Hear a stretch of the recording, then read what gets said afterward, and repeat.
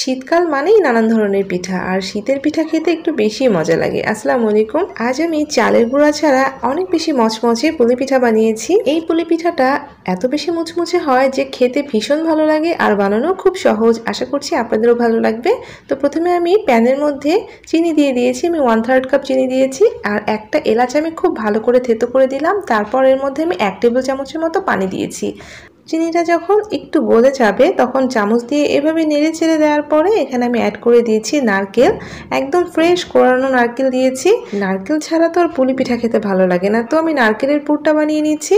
খুব ভালোভাবে যখন জিনিসের সাথে মিশে যাবে তখনই নারকেলের পুরটাকে নামিয়ে নিতে হবে। দেখবেন যে হালকা একটু আঠালো হয়েছে, সেই পর্যায়ে নামিয়ে নিতে হবে। খুব বেশি আঠালো করে ফেলবেন না, হালকা একটু সফট, হালকা একটু আঠালো রেখে নামিয়ে নেবেন। এতে করে নারকেলের পুরটা রসালো থাকে, ঝুরঝুরে হয়ে যায় না। তো আমার হয়ে গিয়েছে, আমি নামিয়ে ঠান্ডা করে নিচ্ছি।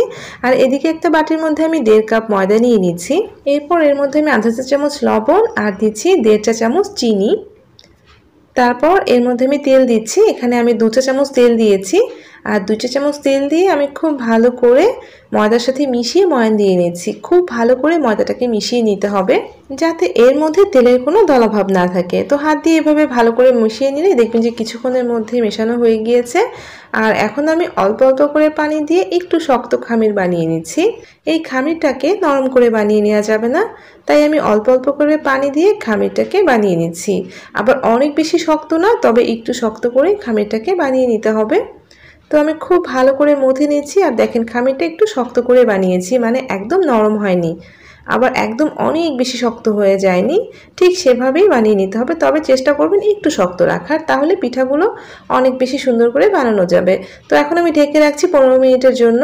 তো 15 মিনিট পরে আপনাদেরকে ঢাকনাটা খুলে দেখাচ্ছি। এখন কিন্তু খামিরটা অনেক বেশি সফট হয়ে গিয়েছে। তো এখন আমি খামিরটাকে আবার একটু মথে নিচ্ছি, এতে করে খামিরটা একদম সফট হয়ে যাবে। তারপর আমি খামিরটাকে দুটো ভাগে ভাগ করে নিয়েছি। এর মধ্যে একটা ভাগ নিয়ে বোর্ডের ওপর নিয়ে নিয়েছি। তারপরে এখন আমি এই খামিরটা থেকে একটা বড় সাইজের রুটি বেলে নিব। এর জন্য আমি কিছুটা ময়দা ছড়িয়ে দিচ্ছি। তারপর রুটি বেলনা দিয়ে বড় করে একটা রুটি বেলে নিচ্ছি। একটু টেনে টেনে রুটিটাকে বড় করে বেলে নিতে হবে আর রুটিটাকে একদম পাতলা করে বেলতে হবে যাতে নিচের দিকে বোর্ডটা দেখা যায়। দেখেন আমি কতটা পাতলা করেছি। এখন আমি এর মধ্যে তেল দিয়ে দিচ্ছি। এখানে 1 থেকে 2 চা চামচ তেল দিলেই হবে। আর তেলটাকে আমি পুরো রুটির গায়ে ছড়িয়ে দেওয়ার পরে এখানে আমি ময়দা ছড়িয়ে দিচ্ছি। বেশ অনেকটা ময়দা খুব ভালো করে ছড়িয়ে দিতে হবে। চতুর্দিকে ময়দা ছড়িয়ে দেওয়ার পর হাত দিয়ে একটু ট্যাপ করে দিচ্ছি। এরপর আমি রুটিটাকে একদম শেষ মাথা থেকে এভাবে ভাঁজ করে রোল করে নিচ্ছি। একদম চিকন চিকন করে ভাঁজটাকে দিয়ে নিচ্ছি। এতে করে ভিতরে অনেকগুলো লেয়ার তৈরি হবে। রুটির শেষ মাথায় ধরে এভাবে ভাঁজ করে নিলে দেখবেন যে খুব সুন্দর একটা রোল হয়ে যাচ্ছে। তো আমি প্রথমে একটা রোল বানিয়ে নিয়েছি। এই রোলটাকে আমি একটা সাইডে রেখে দিচ্ছি। এরপর আমি দেখেন আরও বড় করে একটা রুটি বেলে নিয়েছি। তো এটার মধ্যে আমি সেমভাবে 2 চা চামচের মতো তেল দিয়েছি। তারপরে তেলটাকে খুব ভালো করে চতুর্দিকে ছড়িয়ে দেওয়ার পরে আবারও সেমভাবে ময়দা দিয়ে দিচ্ছি। অবশ্যই চতুর্দিকে ময়দাটাকে খুব ভালোভাবে ছড়িয়ে দিতে হবে। তারপর হাত দিয়ে একটু এভাবে ট্যাপ করে দেওয়ার পর সেমভাবে একদম রুটির শেষ মাথা থেকে চিকন করে রোল করে দিতে হবে। এই রুটিটা কিন্তু আমি অনেক বড় করে বানিয়েছি আর এটা একটু মোটা করে তৈরি করে নিব।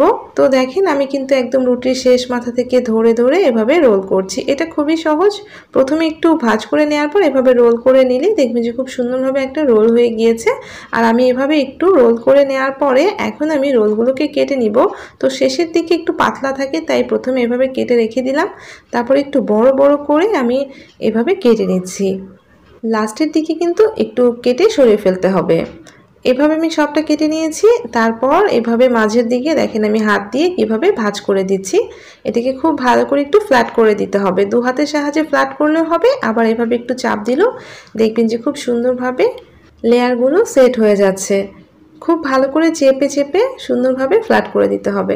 তো দেখেন আমি এভাবেই সবগুলো করে নিচ্ছি। তো এভাবে সবগুলো বানিয়ে আমি বাটির মধ্যে তুলে নিয়েছি। আর প্রথমে যেটা আমি করেছিলাম একটু চিকন করে ছোট করে রোল করেছিলাম, সেটাও আপনাদেরকে কেটে দেখাচ্ছি। আপনারা চাইলে এভাবে ছোট ছোট করেও কেটে নিতে পারেন। তো আমি কিছু বড় করেছি আর কিছু ছোট করেছি, আর সেমভাবে এগুলোকে চেপে চেপে এই শেপটা দিয়ে এখন আমি সবগুলো একটা বাটিতে উঠিয়ে রাখছি। তারপর এর মধ্যে আমি দুটো নিয়েছি। তো এভাবে হাত দিয়ে চেপে ফ্ল্যাট করে আমি এখন এগুলোকে বেলে নিব। তো একটু টেনে টেনে বেলে নিতে হবে, একটু চেপে চেপে টান দিয়ে বেলতে হবে, আর খুব বেশি পাতলা না। আবার খুব বেশি মোটা না, এভাবে রুটিটাকে বেলতে হবে, তবে একদম পাতলা করে ফেলবেন না। তো আপনারা আমার মতো এভাবে সবগুলো একবারে বানিয়ে নিয়ে তারপরে পিঠাগুলোকে বানিয়ে নেবেন। এতে করে দেখবেন যে খুব ঝটপট পিঠাগুলো বানানো হয়ে যাচ্ছে। তারপর আমি নারকেলের যে পুরটা বানিয়েছিলাম সেটার মাঝে দিয়ে দিলাম। তারপর আমি সাইড দিয়ে চতুর্দিকে পানি লাগিয়ে দিচ্ছি। অল্প করে পানি লাগাতে হবে, খুব বেশি পানি দেওয়া যাবে না। খুবই অল্প করে পানি লাগিয়ে দেওয়ার পরে এখন আমি 2 হাতের সাহায্যে পিঠাগুলো বানিয়ে নিচ্ছি। আর খুব ভালো করে মুখটাকে চেপে দিতে হবে, তার জন্য অবশ্যই পানি লাগাতে হবে। পানি না লাগালে কিন্তু এটা এমনিতেই খুলে যাবে।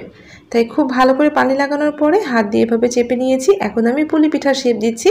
তো পুলি পিঠার শেপ তো আমরা সবাই দিতে পারি, তারপর আমি আপনাদের সুবিধার্থে খুব ঝটপট করে দেখাচ্ছি। তো এই পিঠাগুলো কিন্তু অনেক বেশি খাস্তা হয় আর এতগুলো লেয়ার থাকে যে পিঠাটা খেতে ভীষণ ভালো লাগে আর অনেক বেশি মচমচে হয়। আপনি ঠান্ডা হওয়ার পরেও দেখবেন যে এই পিঠাগুলো অনেক বেশি মচমচে রয়েছে। তো আমি দেখেন খুব সুন্দর করে পুলি পিঠার শেপ দিয়েছি। তো পুরোটা তৈরি করে নিলাম। এখন আমি বাকিগুলো এভাবে তৈরি করে নিচ্ছি। আর অবশ্যই রুটিটা মাঝের দিকে একটু টেনে টেনে ভালোভাবে বেলে নেবেন যাতে ভিতর দিকে খুলে না যায় লেয়ারগুলো। তো আমি দেখতে পাচ্ছেন সেম ভাবে পানি লাগিয়ে দিয়েছি আর সেম ভাবে চেপে চেপে পিঠাগুলোতে পুলি পিঠার শেপ দিয়ে নিচ্ছি বা ডিজাইন দিয়ে দিচ্ছি। আর অবশ্যই পুলি পিঠার এই জয়েন্টটা খুব ভালোভাবে চেপে বন্ধ করে দিতে হবে। তো দেখেন আমি খুব সুন্দর করে সবগুলো পুলি পিঠা তৈরি করে নিয়েছি। আর এভাবে সবগুলো বানিয়ে আমি একটা প্লেটের মধ্যে তুলে নিয়েছি। এই পিঠাটা বানানো খুবই সহজ আর দেখতেও অনেক সুন্দর হয়। ভাজার পর তো এগুলো এত বেশি মচমচে হয় যে খেতে দারুণ লাগে। তো আমি তেল গরমে বসিয়েছি আর এখন এক এক করে সবগুলো পুলি পিঠা তেলে দিয়ে দিচ্ছি। এই পুলি পিঠাগুলো ভাজার সময় দেখবেন যে এর অনেকগুলো লেয়ার দেখা যাচ্ছে, যেটা দেখতেও অনেক ভালো লাগে আর খেতেও ভীষণ মজা লাগে। তো কিছুক্ষণ পরপর আমি এগুলোকে উল্টে পাল্টে দিয়ে সুন্দর একটা কালার আসা পর্যন্ত ভেজে নিব। আর এগুলো কিন্তু বেশ ফুলেও যাবে। এই পিঠাটা আপনি যাকেই খাওয়াবেন সেই কিন্তু আপনার কাছে রেসিপি জানতে চাইবে আর বলবে যে আপনি পিঠাটা কিভাবে বানিয়েছেন যে ঠান্ডা হওয়ার পরও এত মচমচে থাকছে। আর যাকেই খাওয়াবেন সেই কিন্তু বারবার রিকোয়েস্ট করবে আপনাকে এই পিঠাটা বানানোর জন্য। আর যখনই দেখবেন পিঠাগুলোর এমন একটা সুন্দর কালার চলে এসেছে তখনই কিন্তু পিঠাগুলোকে তুলে নিতে হবে। আপনারা কিন্তু যে কোনো পিঠা উৎসবেও এই পিঠাগুলো বানিয়ে নিতে পারেন, কারণ এই পিঠাগুলো ঠান্ডা হওয়ার পরে মুচমুচে থাকে আর নষ্ট হওয়ার চান্স একদমই থাকে না। তো আপনারা চাইলে যে কোনো পিঠাপুলির উৎসবে এই পিঠাগুলো ঝটপট বানিয়ে নিতে পারেন। আবার চাইলে আপনারা হলুদের যে পিঠার ডালা থাকে সেটাতেও কিন্তু আপনারা এই পিঠাগুলো দিতে পারেন। এই পিঠা খাওয়ার পর সবাই কিন্তু অনেক প্রশংসা করবে। বানালে অবশ্যই একটু বেশি করে বানাবেন, কারণ এটা খাওয়া শুরু করলে কিভাবে যে শেষ হয়ে যাবে বুঝতেই পারবেন না। পিঠাগুলো খেতে অনেক মজা। আমি আপনাদেরকে ভেঙে দেখাচ্ছি, দেখেন এর লেয়ারগুলো কত সুন্দর লাগছে। আমার কাছে বানাতে খুবই সহজ লেগেছে, আশা করছি আপনাদেরও অনেক সহজ লাগবে। যদি রেসিপিটা ভালো লাগে প্লিজ একটা লাইক দিয়ে যাবেন আর প্লিজ আমার চ্যানেলটা সাবস্ক্রাইব করে আমার সাথেই থাকবেন। সবাই ভালো থাকবেন। আল্লাহ হাফেজ।